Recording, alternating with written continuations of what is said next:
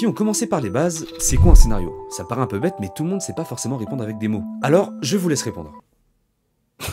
Non, laissez-moi parler. Avant tout, un scénario, c'est un outil de communication. Il y a plusieurs manières de raconter une histoire, et ça à travers toutes les formes d'art. Vous connaissez tous le 7e art, cet art de raconter des histoires à travers une réalisation technique, un visuel qui nous en met plein les yeux à l'aide d'une succession d'images en mouvement.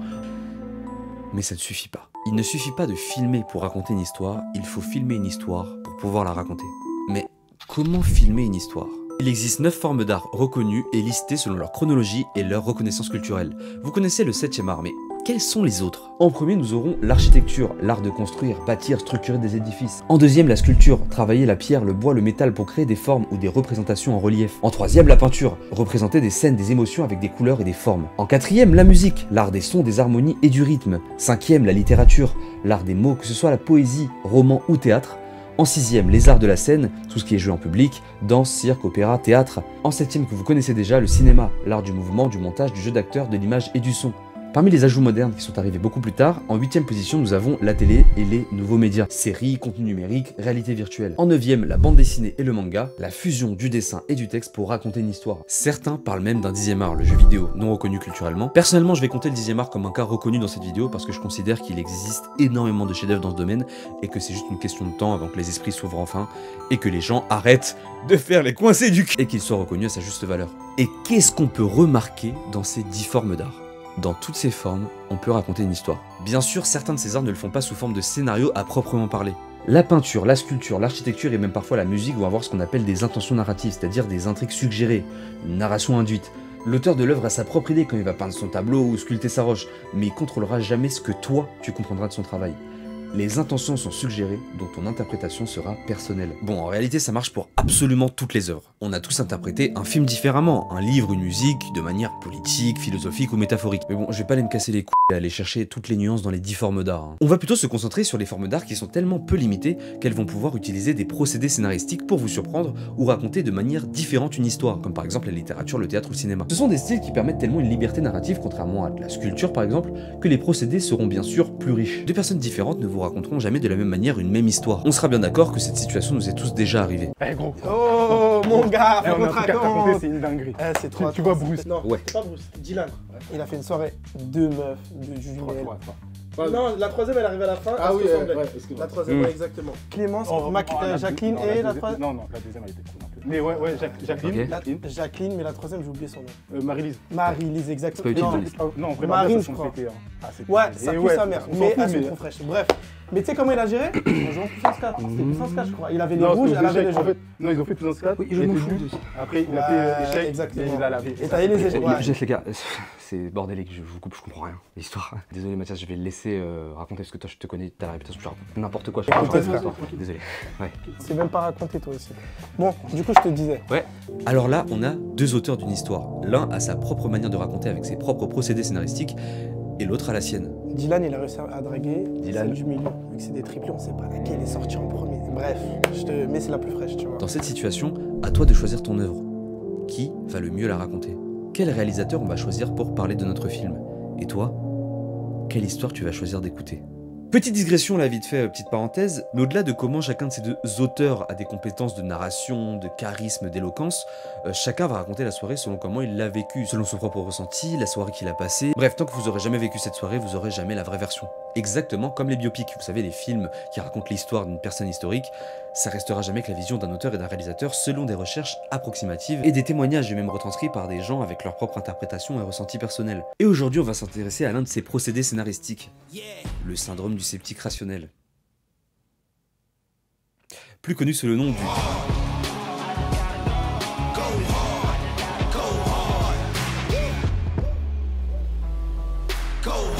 Connaissez-vous Chris Carter? Ok, non. On va faire beaucoup plus simple, un truc que tout le monde connaît. Connaissez-vous l'ufologie? Évidemment, vous connaissez l'ufologie. Faut vraiment être un débile profond pour pas connaître l'ufologie. Bon, du coup, pas besoin d'expliquer, on enchaîne. L'ufologie est vulgairement l'étude des ovnis, objets volants non identifiés. L'ufologie cherche à comprendre la nature de ces phénomènes et à déterminer s'ils ont une origine extraterrestre, militaire, technologique, ou s'ils peuvent être expliqués par des causes naturelles ou psychologiques. Donc les ufologues, voilà ça s'appelle comme ça, vont bien sûr sur le terrain chercher les témoignages et les personnes qui disent avoir vu quelque chose et les interroger, voir s'il s'agit de canulars ou si c'est la réalité. Et à un moment donné, la pièce s'est éclairée. Je comprenais pas ce qui se passait, donc c'est là que j'ai compris que la lumière venait des stores. Suffisamment pour éclairer la pièce. Vous êtes sûr que ce n'était pas un rêve?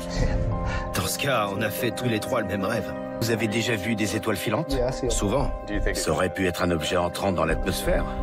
Je sais pas le bruit que font ces trucs-là quand ils entrent dans l'atmosphère, mais j'oublierai jamais le bruit que moi j'ai entendu. Vraiment? C'était quoi ce bruit? C'était comme un grondement. Bien sûr, cette discipline n'a pas été prise au sérieux pendant très longtemps avant d'attirer une grande partie du public. Parenthèse, l'humain est une créature sociale et certains ont le besoin viscéral de faire partie d'un groupe. Toutes les sectes trouvent des adeptes, et les platistes existent. Alors dans un monde où des gens pensent que manger du caca pour une cause est pertinent ou que lire l'avenir est possible, alors oui bien sûr que l'ufologie intrigue puisqu'elle est basée sur des théories fascinantes et des complots qui donnent un sentiment de secret mystérieux à découvrir. Elle donne un sentiment de quête personnelle, et tout être humain a besoin d'une quête pour exister. Bon oui je sais, vous allez me dire mais putain mais qu'est-ce qu'il raconte, il se perd complètement, c'est quand le sujet de la vidéo, c'est quoi le syndrome de Scully? Mais ce à quoi j'ai à répondre à ça c'est, tu me manques pas de respect en fait, j'y viens. On peut être à la cool. Comme je disais, l'ufologie fascine des milliers puis des millions de personnes, parmi eux Chris Carter, un scénariste, réalisateur, producteur américain qui, fasciné par la science-fiction, va développer une nouvelle idée de concept, à travers une série culte qui marquera les années 90. Fox Mulder, un croyant adhérent à toute théorie paranormale ou extraterrestre, fait équipe avec Dana Scully. Scully est un personnage sceptique et rationaliste qui chercherait toujours et même à tort une explication scientifique et logique à un événement qui ne l'est pas. Vise un peu ça. On a pu faire ces trous avec une seringue positionnée de manière à simuler des dents. Des fanatiques de nombreux cultes pratiquent parfois des rites qui les obligent Bien à... sûr, oui, et pourquoi pas des adorateurs de Satan? Arrête un peu, Scully. Donc tu insinues que cela pourrait être Un cas de vampirisme. sur un troupeau de vaches. Et aussi sur un homme hier soir, un vacancier du New Jersey. Vite, il faut qu'on y aille. Pourquoi est-ce que tu n'as pas commencé par me dire ça? N'oublie pas de fermer la clé. Vous vous rappelez qu'on a parlé d'ufologie? Oui bon, en même temps c'était il y a 2 minutes, mais c'est exactement pour ça que X-Files a marché. Un timing parfait. On remonte un peu dans le temps, 1947, l'incident de Roswell. L'un des événements les plus célèbres dans l'histoire de l'ufologie. L'incident de Roswell a eu lieu en juillet 1947 et un objet volant non identifié s'est écrasé près de Roswell, au Nouveau-Mexique. L'armée des États-Unis a initialement affirmé qu'il s'agissait d'un disque volant. Qu'est-ce que c'est un disque volant? Avant de rectifier en parlant d'un ballon météorologique. Cette confusion et les théories du complot que ça a engendré, ça a énormément joué dans la popularisation de l'ufologie. Ça a fortement alimenté tout l'intérêt autour des ovnis et des extraterrestres. En 1950, le terme soucoupe volante est popularisé par le pilote Kenneth Arnold. Après Roswell, l'intérêt pour les ovnis a littéralement explosé. En 1952 à Washington, des soucoupes volantes sont aperçues dans le ciel. Ces événements ont renforcé l'idée que des phénomènes aériens inexpliqués pourraient avoir une origine extraterrestre. Bon, après c'est pas des soucoupes volantes qui ont été vues dans le ciel, c'est des objets volants non identifiés. Des ovnis. Mais bon, chacun est libre d'interpréter ça comme il veut. C'était peut-être des soucoupes volantes. Je suis dédaigneux là, Ça s'arrête pas là, parce que dans les années qui ont suivi, les Américains se sont rendus compte que le gouvernement peut mentir. Quoi? Le gouvernement ment? Quoi? Bon voilà, je vais pas toutes les faire, mais c'est juste pour vous montrer que, en plus de toutes les affaires d'OVNI qu'il y a eu les années auparavant, là ils se rendent compte que le gouvernement ment. Sans oublier qu'en plus, en 1995, l'US Air Force reconnaît officiellement la zone 51, ce qui renforce encore plus les mystères. Par exemple, je refais une petite parenthèse parce que c'est super intéressant, le projet MK Ultra. C'est un programme de recherche lancé par la CIA, spécialisé sur le contrôle mental. Son objectif principal, c'était le contrôle de l'esprit et les manipulations comportementales. Bien sûr, sans le consentement. En bref, le projet MK Ultra, c'est le symbole des dérives possibles quand une agence veut tellement avoir ce qu'elle veut, qu'elle en vient à bafouer l'éthique. Ah la vie, c'est trop Black Mirror. Pour vous dire, tout ce bordel a été extrêmement bénéfique pour l'ufologie, qui s'est même étendu dans le gouvernement, qui a littéralement ouvert un programme militaire secret, financé de 22 millions de dollars. C'est-à-dire que l'État lui-même connaît tellement le sujet de l'ufologie au sérieux qu'ils ont débloqué 22 millions de dollars pour l'étude des ovnis. Pour la première fois, le Pentagone a reconnu publiquement étudier la question. Et croyez pas qu'il s'agit de trucs super vieux de 20, 30, 40 ans forcément. En 2023, le gouvernement américain a créé le Bureau de recherche officiel sur les phénomènes aérospatiaux non identifiés, l'AARO. Scully représente la norme, les personnes en dehors du complot qui trouvent une explication sensée à ces événements. Fox Mulder représente la nouvelle génération ufologique émergente qui aime croire à ces théories. Leur duo marche, leur duo devient culte, mais jusqu'à un certain point. Scully en devient une caricature d'elle-même et remet en question des événements alors qu'elle a vu de ses yeux des étranges phénomènes paranormaux. Scully, même face au fait accompli, refusera d'ouvrir son esprit et d'entrevoir une possibilité paranormale, ce qui générera constamment du débat entre les deux protagonistes. Et chaque spectateur s'identifiera à l'un des deux personnages. À cette période, les réseaux sociaux, c'était pas très répandu. Alors pour propager une idée, il y avait peu de moyens. C'est pas un terme officiel inventé par un académicien ou un scénariste, mais un mème de fans, devenu un concept reconnu. Et c'est d'ailleurs sur ces forums que les fans ont commencé à parler du scepticisme un peu abusé de Scully. De base, c'était juste une manière de se moquer d'elle en fait. Dans une œuvre, le syndrome de Scully est ce fameux moment où des personnages remettront toujours en question une situation irréaliste selon les codes de l'univers du film. Votre père vous salue. L'homme qui m'a dit de déplacer l'île, l'homme qui veut que je vous ramène, m'a chargé de saluer son fils de sa part. Mon père est mort.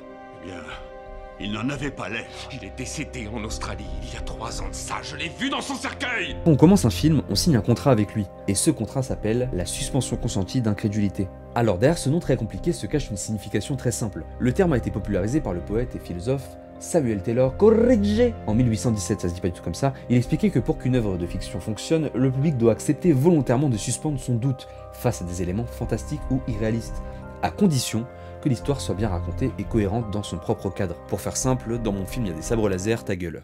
C'est comme dans les problèmes de maths de notre enfance. Michel a 2 baignoires, une en bon état de 2 mètres carrés et une autre baignoire trouée, remplie de bananes. Combien y a-t-il de bananes dans la baignoire B, sachant que dans la baignoire A, l'eau est pétillante?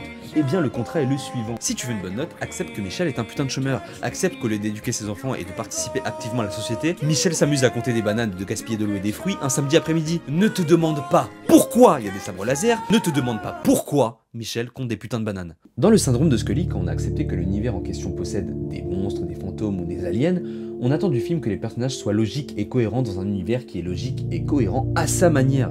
Par exemple, on nous montre que les sabres laser peuvent tuer, on l'accepte. Donc si dans la scène suivante on nous montre une femme qui se lisse les cheveux avec, ça n'aura aucun sens. Avec le syndrome de Scully, le scepticisme peut devenir parodique et rompre la suspension consentie qu'on a avec le film. On a tous eu envie devant un film d'horreur d'insulter les protagonistes parce que leurs décisions sont stupides ou que les personnages ne s'écoutent pas et ne se font pas confiance sans raison apparente. On te l'a déjà dit, ça existe pas, les monstres. Grandis un peu, Sawyer. J'ai pas envie de rigoler là, j'ai besoin d'être seul. C'est la même chose pour le syndrome de Scully. Quand l'auteur en abuse, son personnage en devient ridicule et on le verra comme un idiot. Par contre, bien dosé, le syndrome de Scully est réaliste, compréhensible et nécessaire pour l'immersion. Cette mécanique devient une excuse scénaristique pour retarder le dénouement. Et quand une mécanique scénaristique est ressentie par le spectateur, c'est perdu. Elle doit être assez fluide pour pas qu'on s'en rende compte. Le syndrome de Scully est important pour nous ancrer dans un monde sensé et attachant. Nous sommes ces personnages-là. Nous doutons et nous questionnons l'invraisemblable. Si on se projetait à leur place 2 minutes, nous serions ces personnages qui ne croiraient pas que cet enfant a vu un monstre dans le noir, ou que notre ami a été possédé par un fantôme. Mais peut-être jusqu'à une certaine limite.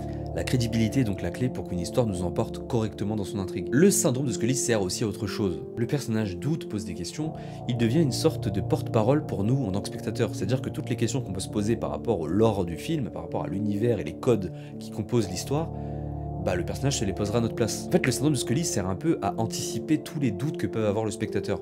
Il place un personnage à l'intérieur qui va se poser toutes les questions qu'on pourrait nous se poser. Le sceptique dans un film devient une sorte de voix de la raison, mais aussi un moyen pour le réalisateur d'introduire les doutes et les questions que le public pourrait avoir. En étant sceptique, le personnage soulève des questions critiques sur ce qui se passe. Cela permet d'orienter la narration et de montrer les incertitudes que le spectateur pourrait ressentir sans qu'il soit nécessaire de tout expliquer immédiatement. Par exemple dans X-Files, le fait que Scully pose des questions sceptiques sur les phénomènes étranges observés par Mulder, ça permet au spectateur de se rattacher à sa logique tout en suivant les événements. Le scepticisme sert de filtre critique qui permet au spectateur de se poser les bonnes questions tout au long de l'histoire. C'est un peu la scène dans les films où un personnage parmi eux va dire « Allez, arrêtez les gars, on n'est pas dans un film ». Et on a tous envie de répondre « Si, tu l'es en fait ». Mais le fait que le personnage se pose la question, ça permet qu'on s'identifie un peu à lui parce que c'est ce qu'on se poserait comme question.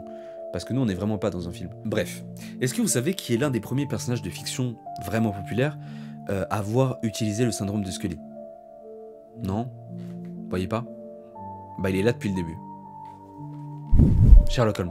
Le personnage de Sherlock Holmes est un détective iconique qui incarne le scepticisme et la raison. Il rejettera toujours et catégoriquement tout ce qui n'a pas été appuyé par des preuves logiques, scientifiques et tangibles.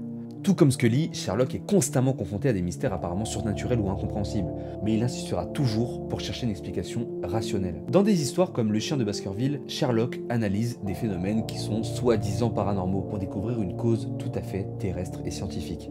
En fait, pendant tout l'épisode, t'as l'impression qu'il s'agit d'un truc paranormal ou surnaturel. Et en fait, grâce au scepticisme de Sherlock, bah, on se rend compte qu'il avait raison. C'est Sherlock, ça, de toute façon.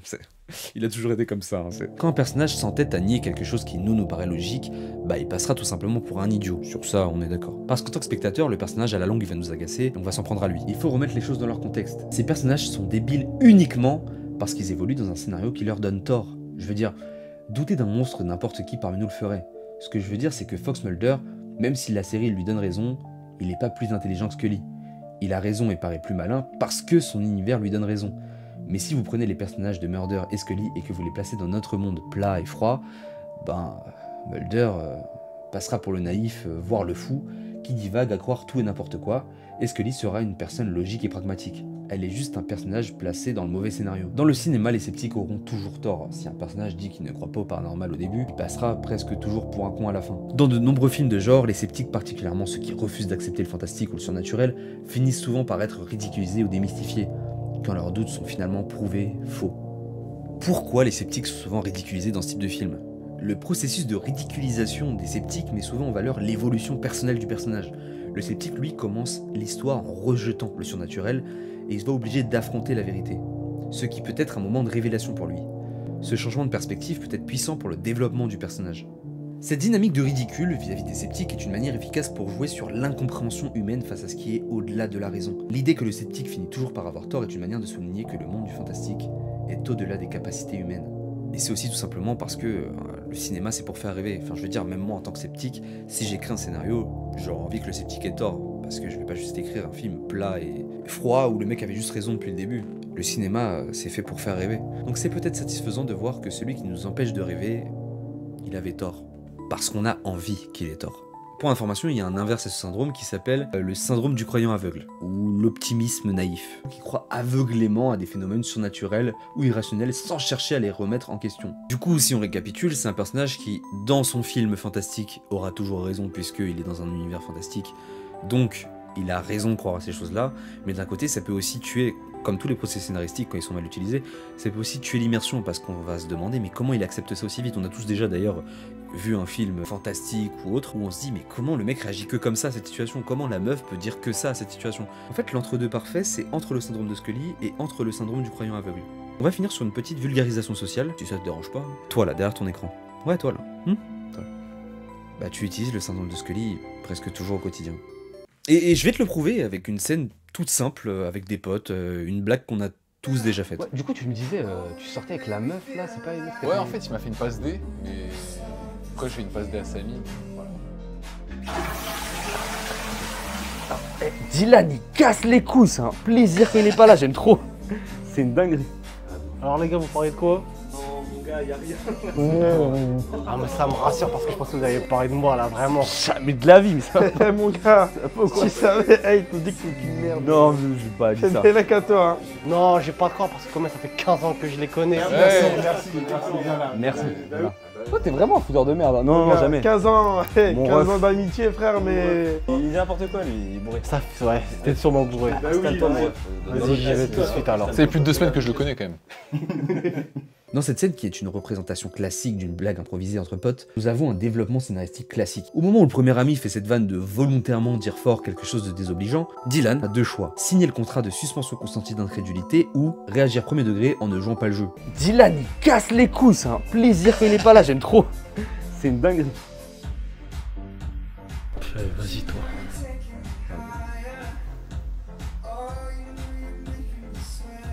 Non. Dylan signe le contrat consenti d'incrédulité. Et dans ce scénario, il accepte quoi? Que dans ce scénario alternatif, ses potes sont hypocrites et le détestent. Ensuite, nous avons ce personnage, Samy, qui essaie de dire frontalement à Dylan la réalité de ce qui se passe, en d'autres termes de niquer le délire. Sauf que Dylan refuse de croire Samy, pour le bien de l'impro, pour le bien de l'histoire. Tout simplement parce que c'est beaucoup plus drôle de jouer le jeu du scénario que de suivre un personnage qui décide d'y mettre fin par sa logique et son premier degré. C'est une forme de syndrome de Scully, puisqu'il a en réalité entendu l'insulte, et en plus on lui dit, mais il refuse quand même de voir la vérité en face. Pourquoi? Il préfère jouer le jeu. Et pour jouer le jeu, il faut nier la vérité, pour choisir sa vérité. Une vérité basée sur des arguments terre-à-terre et pragmatiques. Bon, la seule différence ici, c'est qu'il fait exprès. Pensez-y quand vous jouez des impros ou des personnages avec des membres de votre famille ou vos potes, dans des dialogues absurdes, parce qu'en fait, vous utilisez des procédés scénaristiques sans le savoir, et même au quotidien. Mais continuez. Ça fait travailler votre créativité. J'espère que ma vidéo vous a intéressé. Je ferai bien sûr d'autres vidéos du même genre, selon les retours. Et n'oubliez jamais, il suffit pas de filmer pour raconter une histoire, il faut filmer une histoire pour pouvoir la raconter.